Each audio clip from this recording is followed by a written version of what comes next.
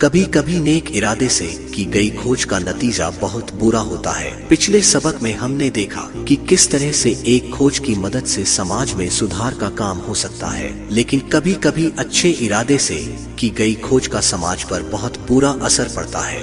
Video में आगे बढ़ने से पहले एक छोटी सी रिक्वेस्ट है कि अगर आप अभी तक मेरे चैनल को सब्सक्राइब नहीं किए हो तो कर दे। टाइटैनिक के डूब जाने की खबर सुनने के बाद रेगिना फेसेंडेन ने सोचा कि वे कुछ ऐसा बनाएंगे जिससे जहाज समुद्र में किसी चीज से ना टकराए। इसके बाद उन्होंने सोनार नाम की एक डिवाइस बनाई जो कि आवाज की तरंगे निकालती थी। यह तरंगे जब किसी चीज से टकराती थी तो वो लौटकर वापस आती थी। इस तरह से अगर सामने कुछ है तो उसका पता हमें दूर से ही चल जाता था, जिससे हम अपनी जहाज का रुख पहले ही मोड़ लेते थे। इसके अलावा इसका इस्तेमाल समुद्र की गहराई को नापने के लिए और समुद्र में डूबी हुई चीजों की खोज करने के लिए भी किया जाता था, लेकिन बाद में इसका बहुत खतरनाक असर पड़ा। सोनार में जिस तकनीक का इस्तेमाल हुआ था उसी का इस्तेमाल अल्ट्रासाउंड को बनाने में किया जाने लगा। इसकी मदद से हम पेट में पल रहे बच्चे का जेंडर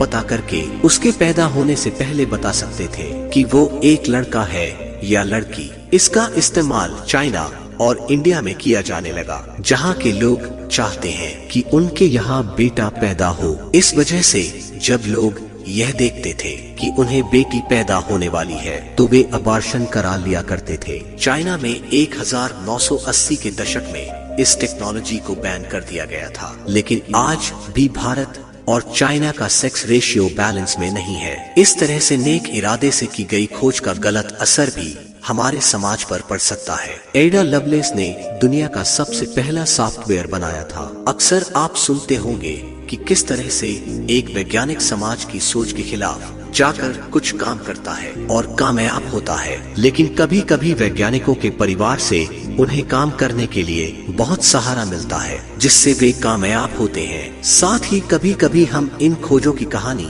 पूरी तरह से नहीं जानते। एग्जाम्पल के लिए बहुत से लोगों को लगता है थॉमस अल्वा एडिसन ने अकेले बल्ब बनाया था। उन्होंने बहुत सारे दूसरे इन्वेंटर्स के साथ मिलकर काम किया था और देश भर के 20 दूसरे लोगों की मदद भी ली थी। उनके अलावा उन्हीं के समय में बहुत से दूसरे लोग भी थे जो बल्ब बनाने पर काम कर रहे थे, लेकिन वे उनसे पहले ना बना पाए। वे उसके प्रोटोटाइप पर काम कर रहे थे। इससे हमें कुछ बातें पता लगती है। दुनिया भर के लोग उस समय उनके साथ बल्ब बनाने पर काम कर रहे थे। साथ ही बहुत से लोगों के पास उस समय उसे बनाने की जानकारी थी, तो इसके हिसाब से बल्ब बनाने का काम उस समय नया तो था, लेकिन उसमें कोई बड़ी बात नहीं थी, क्योंकि लोगों के पास उसे बनाने के लिए पहले से ही बहुत जानकारी थी। लेकिन अगर हम कहें कि 19वीं सदी में दुनिया का सबसे पहला सॉफ्टवेयर बनाया गया था, तो इस पर आपको हैरानी होनी चाहिए। उस समय कंप्यूटर नाम की चीज का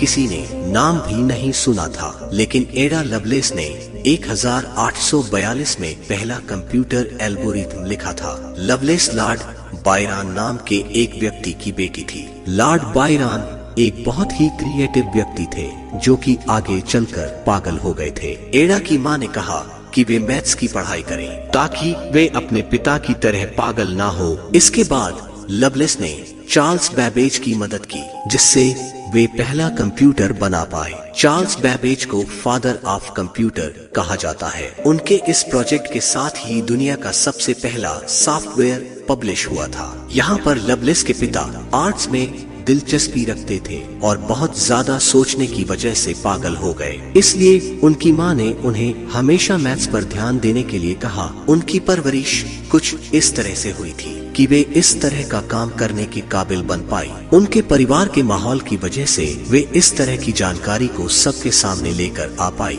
इवोल्यूशन की वजह से एक जीव में होने वाले बदलाव से दूसरा जीव विकसित हुआ और उससे तीसरा जीव। इस तरह से छोटे छोटे बदलाव भविष्य में बहुत बड़े बदलाव लेकर आते हैं। साथ ही एक इनोवेशन से दूसरा इनोवेशन पनपता है। कभी कभी यह डायरेक्ट नहीं होता, लेकिन इसका असर कहीं ना कहीं हमें देखने को जरूर मिलता है। इस तरह से यहाँ पर सब कुछ एक दूसरे से जुड़ा हुआ है। तो दोस्तों, आपको आज का हमारा यह बुक समरी कैसा लगा और इस बुक समरी से आपको क्या सीखने को मिला, मुझे नीचे कमेंट करके जरूर बताएं और इस समरी को अपने दोस्तों के साथ शेयर जरूर करें। आपका बहुमूल्य समय देने के लिए दिल से धन्यवाद। Wish you all the very best. आज के इस वीडियो में इतना ही, जल्द मिलते हैं एक नए समरी के साथ। तब तक के लिए जय हिंद, वंदे मातरम। अपना और अपने प्यारों का ख्याल रखें। वीडियो अच्छी लगी हो तो वीडियो को लाइक शेयर करना ना भूलें।